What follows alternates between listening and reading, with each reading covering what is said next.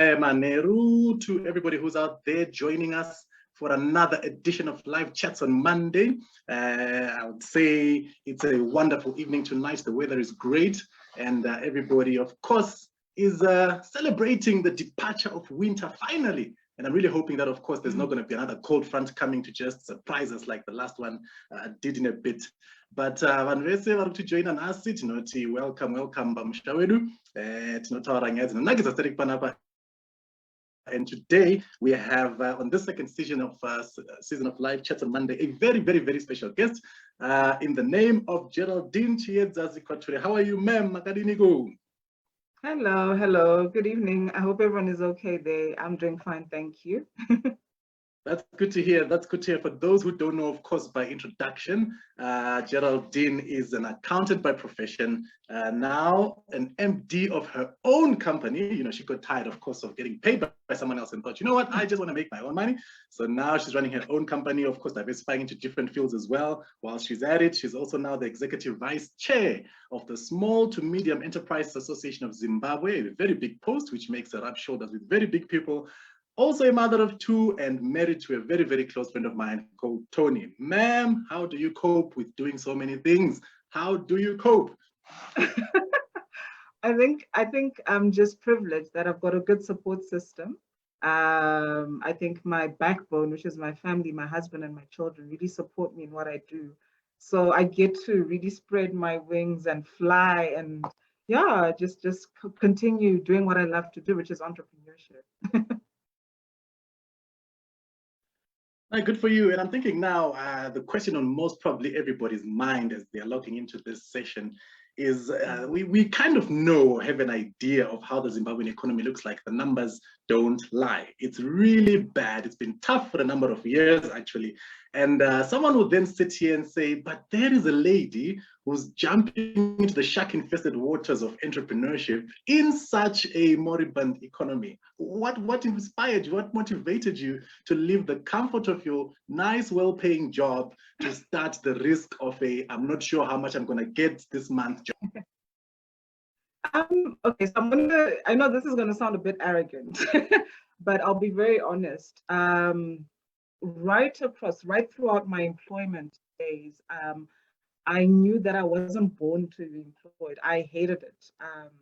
I think I would look at my boss and say, you know, I can do this better. I can do his job. What's stopping me? So yeah, getting into entrepreneurship, it took a lot of energy. I won't lie. It's not easy. It's not an easy road, but just the fact that you're doing something for yourself, personally, it has propelled me to actually, push myself to do better than I can from what I did last year. I know Zimbabwe, we've got a very volatile economy, but in the midst of chaos, there are opportunities, lots of opportunities. You just have to open your eyes. Yes, we can complain and say Zimbabwe is tough and the head is this and XYZ, but there's so many opportunities that are opening up, and not just for women, for youth, for elderly. You can actually do whatever you want in Zim. It's the country is ripe right now. That's what I believe. And I think if you were to look back now to the point where you decided, you know what, I'm going to jump ship now from this corporate bus, as it were, and do things on my own. I think for a lot of people who are working full-time jobs at the moment, the one thing that really just holds us back into diving into the deep end is, the bills that have to be paid. There's a mortgage to be paid, there's a car payment to be paid, and the stability of the income therefore almost makes you stay employed for the purpose of paying those things and not getting the bad record, that would affect your credit, as it were. So if somebody would think that probably is watching today and is grappling with that decision of to jump or not to jump, now that you have been, having the ups and downs of the past few years, what would you advise them to do today? I think first and foremost, if you know you've got a passion, you want to do something, then do it. No one is going to knock on your door and say, hey, come, let's go build your dream. No one. You need to get up, you need to start something. Maybe if I can give you just a background of my journey. Whilst I was employed, I then started playing around with a few things. I went into gas, I did chemicals, etc. And yeah, I think once I realized that, you know what, I can actually do this on my own. I don't really need that stability, as you call it, of employment. I can build my own money. I can build my own finances. I can do all of that. That's what actually led me to actually make that solid decision to let go of, you know, the fancy perks, company car, etc. And yeah, start my own business. So if someone I'm talking to ever is trying to start a business today, irrespective of the country, of the economy, if you want to do something, just start. Now is the time. No one is going to tell you to wake up and here you go, let's go build this for you, let's go achieve your greatness. No one. You have to believe in yourself. You have to get over your fear. You have to get over your self-doubt and just do it. It's plain and simple. And I suppose, of course, if you could take such a gamble in a shark-infested economy such as the one in Zim and thrive as you are doing now, I'm trying to think now for somebody who's looking at you, looking at, of course, the success you've achieved over the past few years, and they're trying to almost step in and step out, as it were, and try and do this thing for themselves as you're encouraging them to. You know, would you therefore advise that rather take a big leap instantaneously, or like you did, try 1, 2, 3, 4, 5 things on the side whilst you're still working to make sure, of course, that the bills are paid and covered at the moment? I think it's more advisable to try a few things, test the waters before you actually make that big leap. If you're currently employed, it's always good to try, like I said earlier to you, you know, it's not healthy. I don't believe in putting my eggs in one basket at all, because you don't know what tomorrow holds. So if you're employed, for example, and you say you're selling your clothes from your home or whatever, try it, test it, you know, really push yourself while you're at it and see if you can actually build finances that will be able to keep you until the end of the month at least. That sort of thing. Before you make a solid decision that, yeah, I'm quitting my job, I'm doing this. Sometimes it's good to be safe, but the trick is just to start. That's what you need, just to start. And in terms of spreading your risk, I see, of course, you really have not kept your eggs in one basket. You're running a detergent company. You're running a food and beverages company. You all over the place. What are the other things perhaps that you've tried thus far that you'd want to perhaps highlight to us so that we can at least know what stuff you've played with before getting to where you are?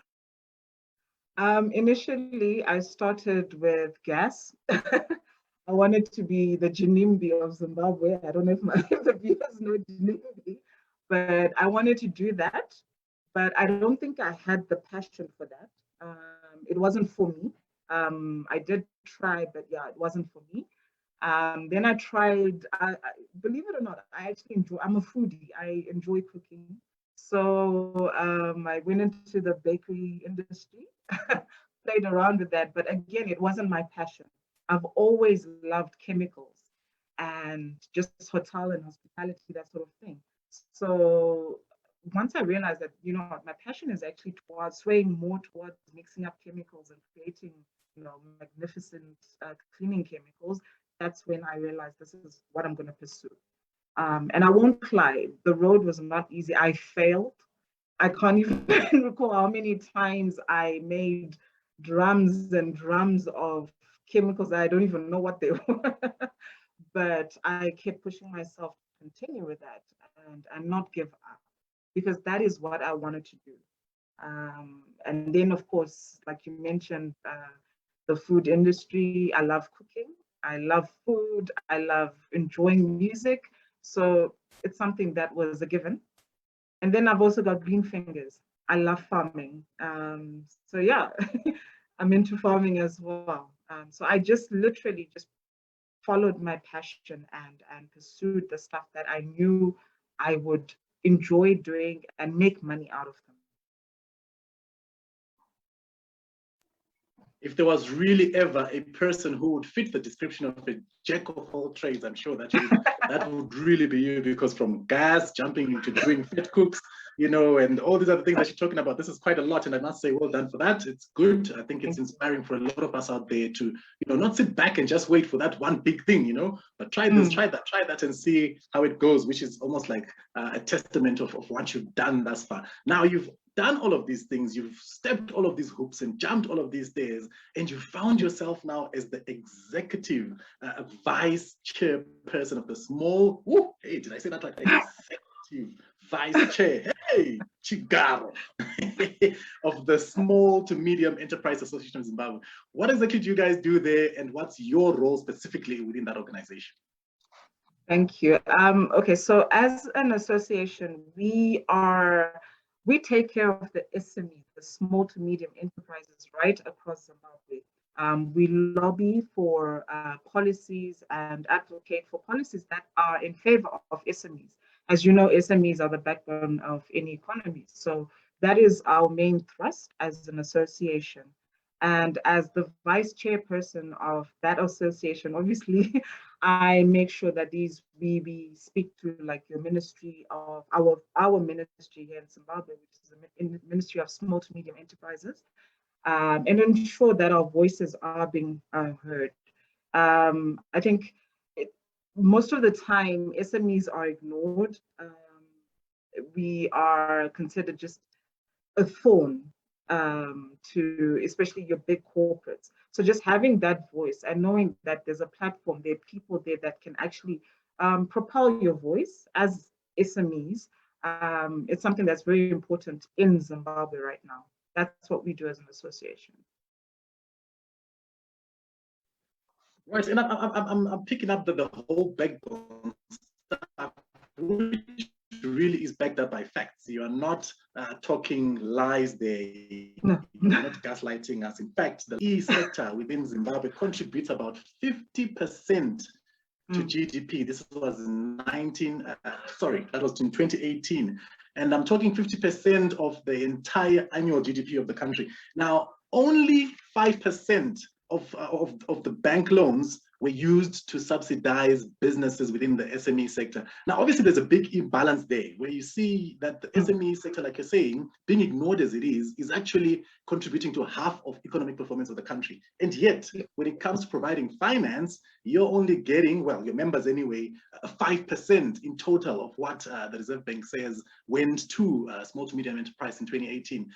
Why is there such a lapse? Why is there such a gap? Why aren't you trusted? What is the problem? I get, of course, the issues of collateral. I get the issues of potentially poor business planning and, you know, skills required. But why is private financial institutions not so willing or able or interested in taking care, obviously, of the SME sector?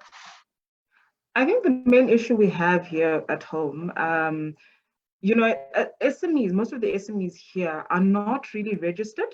You have companies that are operating, trading as Geraldine Chiedza, trading as XYZ. There isn't that push to actually be either tax compliant or to fully register your corporation or your company. And that's the main reason why you find banking institutions won't lend money to SMEs. Those that are actually registered have been getting quite a lot of financial backing. These are facts. I'm a testament of that.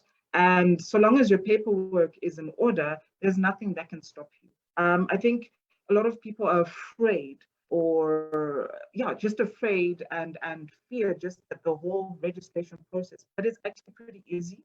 And anyone can do it within a couple of weeks or a week or so. You can be registered, you get your papers, and yeah, you become very suitable for funding.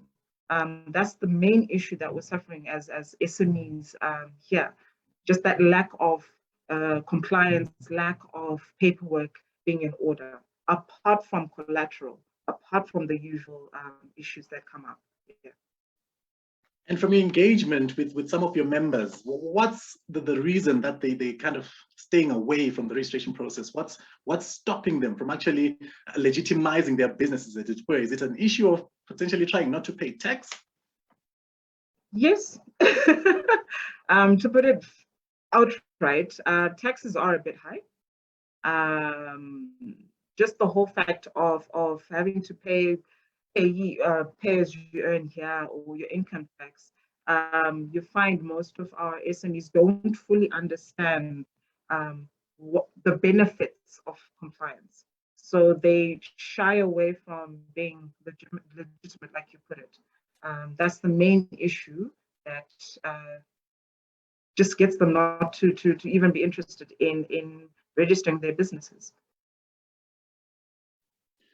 Oh, I don't know how we'll fix that, but I hope, of course, people get to realize and see the importance of getting in line, I suppose, and making sure, of course, that their businesses are registered as they should be, so they can obviously access all the stuff that you're talking about. But I'm thinking now, from that report that I read earlier again, the SME sector in Zim is responsible for employing, in 2018 at least, about 75% of the people that are working in Zim. 75%. That's like so huge. We talked about 50% contribution to GDP. We're talking 75% employment in the entire country. So you and your members obviously are therefore what I call a force to be reckoned with. Do you think, though, where you're sitting right now, that you're getting the requisite support from the government of the day? Are you getting tax incentives? Are you getting tax breaks? Are you getting relief perhaps from COVID-19 for businesses that had to shut down, etc.? Are you getting enough support, do you imagine, for a person who employs, or for a business that employs so much a percentage of people that are working in Zim at the moment? Look, like any given economy, more can be done. But I think right now the government is really trying to adopt policies that sway more towards your youth, your women, your disenfranchised members of society, and just make sure that, look, everyone at the end of the day can come up, can run their business. There are vehicles that have been put in place to support SMEs. Especially now with the whole pandemic, we have funds that have been set aside strictly for that. So yeah, there is support, but more can be done. For example, tax exemptions or a rent freeze, because you have members complaining that even right now during COVID, you've got landlords that are increasing rentals, for example. So yeah, a lot more can be done, but it's not just Zimbabwe. I'd love for the viewers to know that, look, in any given situation, the government will never give you 100% what you want, ever. And as an SME, it's our mandate to make sure that, look, our voices are heard. And if they can't do anything, then we need to just have one voice and make sure that they hear us. Yeah, that's how I just view it as we speak. And I think Zim in general, well, many Africans, from the countries I've traveled, look at Zim as a good example of transference of wealth from the white minority to the black majority. Now, you're talking, of course, the women, you're talking the youth, you're talking, of course, previously, people that didn't have access, to wealth and to business as it was historically. And you're sitting here now as a executive vice chair, let's call that one right, huh? When you sit in your meetings and you sit in your boardrooms and you're sitting and listening to the stats and seeing the numbers, are you seeing a more equal representation now of Black, young, women-owned businesses at the table of Zimbabwe's economy?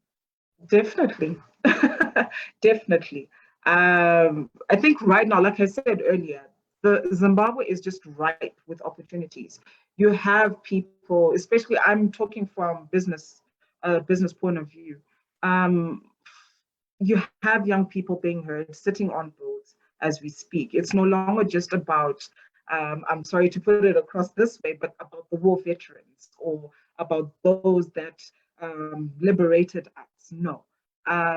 Now you're finding more diverse people sitting on boards, even representing us in parliament. We're getting there. It's not yet there, but we're getting there. Yeah. Right. So I'm glad, of course, you touch on the halves of the historical past, who traditionally had access to the wealth, had access to the funds and institutions of financial worth. And now I'm thinking, obviously, when we look at economics in general, political stability goes very much hand in hand with the development of businesses, particularly if we want to transform the SMEs to become the big corporates of tomorrow. Now, of course, you becoming mainstream, you becoming a 30,000 to 40,000 employer is what we want to see in the next 5 to 10 years, to 20 years. And I'm saying, looking at the political landscape of Zim, of course, without you taking any sides, wouldn't want you to put yourself in any trouble at the moment. But are you seeing at the rate, of course, currently of businesses that are transforming from small to medium enterprises to becoming large corporates as we would want, given the political instability at the moment? If I can be honest with you, right now, what I've seen and what is happening right now is you find quite a number of corporates, the large corporates, are shutting down. You have lots of investors that have pulled out of Zimbabwe. Then you've got this SMEs, the small guys, coming up. They're seeing these opportunities and they're rising. Okay. So you'll find, I'm not sure if I can say the political, I think just generally global wise, you'll find a lot of SMEs are taking up more space that was generally considered for larger corporates, irrespective of the politics of the country. Right now, as we speak, I'm a testament as well. We are employing more people. We can make quick decisions. That's our advantage. And yeah, generally, you have small guys getting into the medium, going into large, whereas the large corporates are now pulling out, or you can see they're struggling a bit. And yeah, that's just them. That's just them.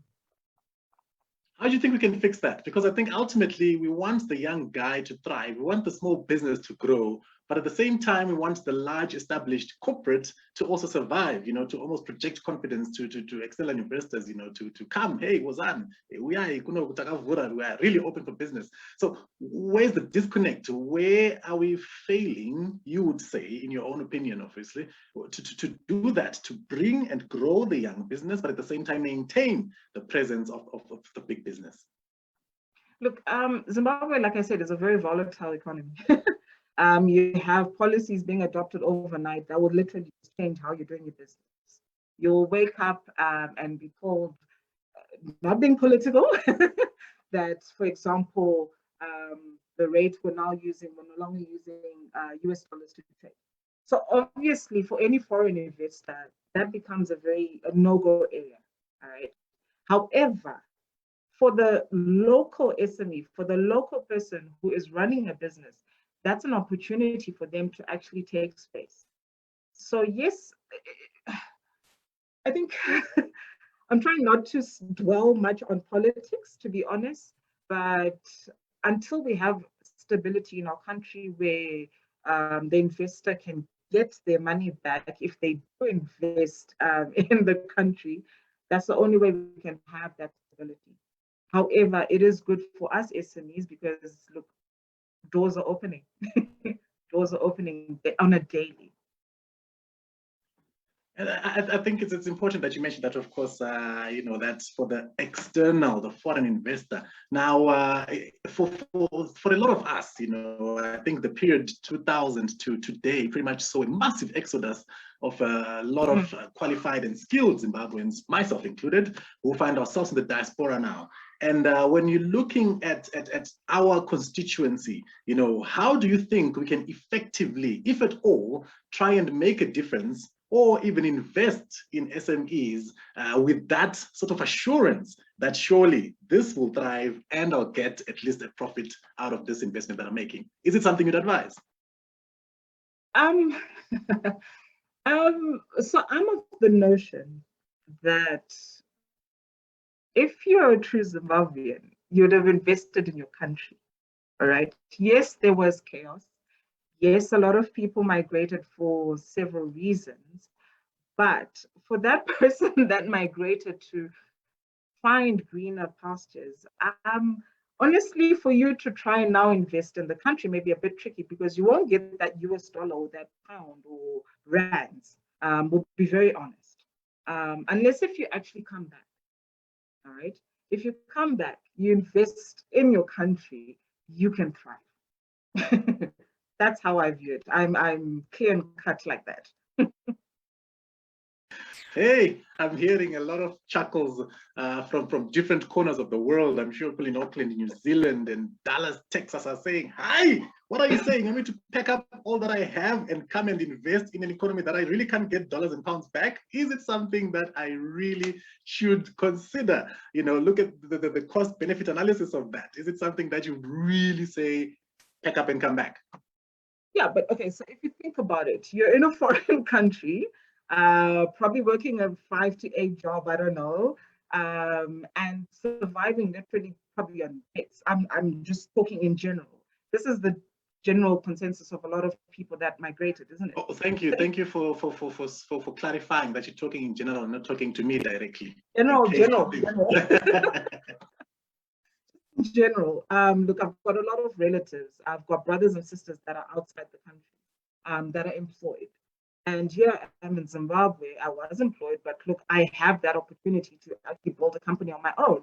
And I'm in my land. I can do what I want, as compared to making money for wherever I am. That's how I view it. You're making money for other people when you can actually do it here in Zimbabwe. It's a hard truth, but those are the facts. That's the truth.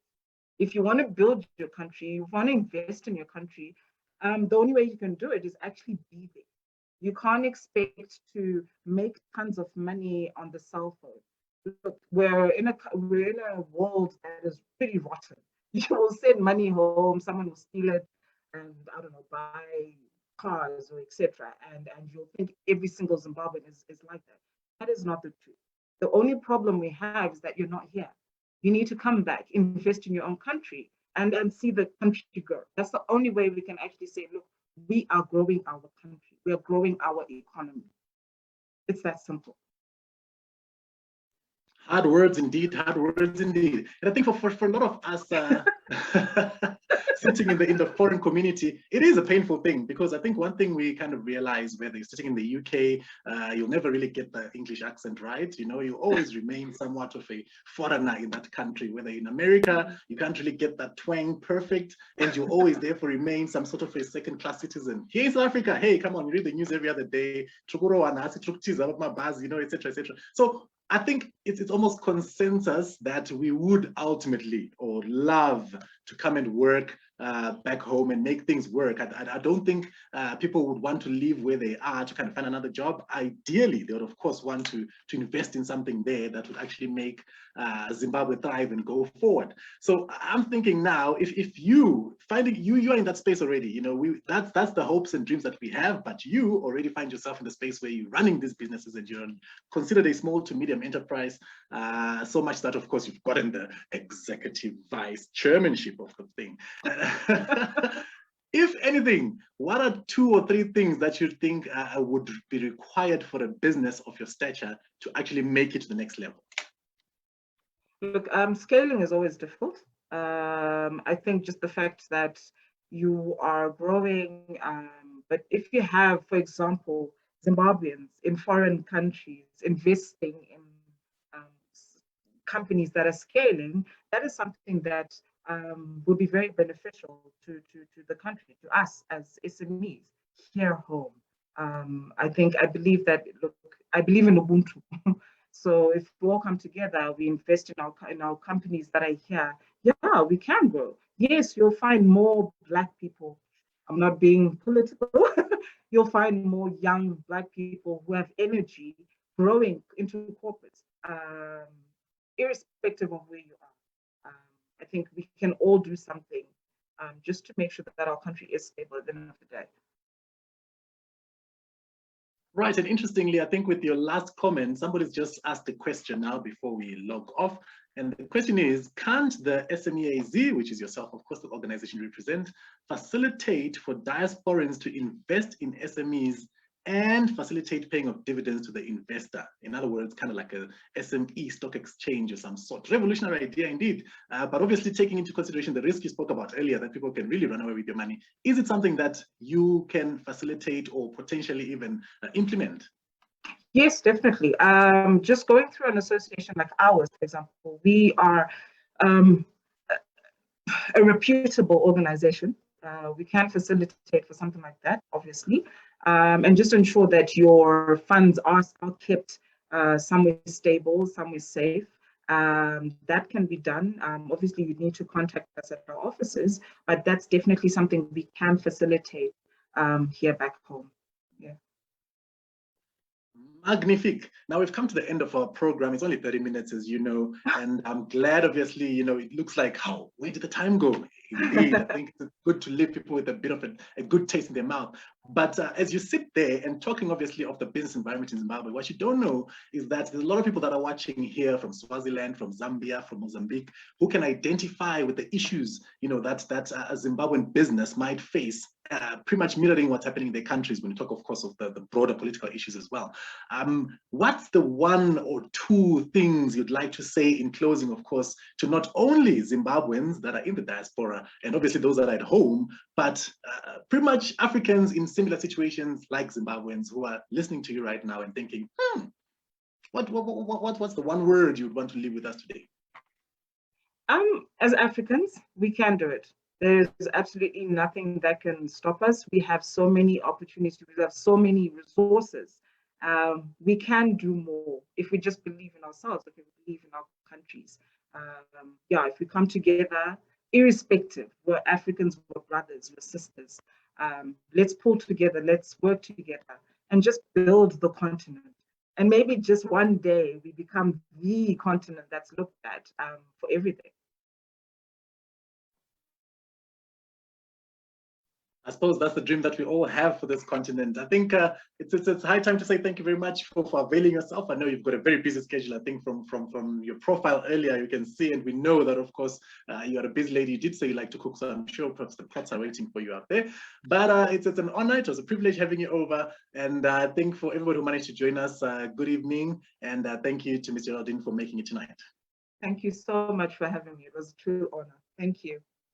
Right. Thank you very much, everybody out there who's watching. If you do have questions, of course, you can always just comment and post them to myself. Send them to me as you find me on Facebook, wherever it is that you're finding this broadcast happening. But otherwise, until next week, when we chat with another interesting person talking about an interesting topic, it is a good night. Maneru, have a wonderful evening and see you this time next week. Adios.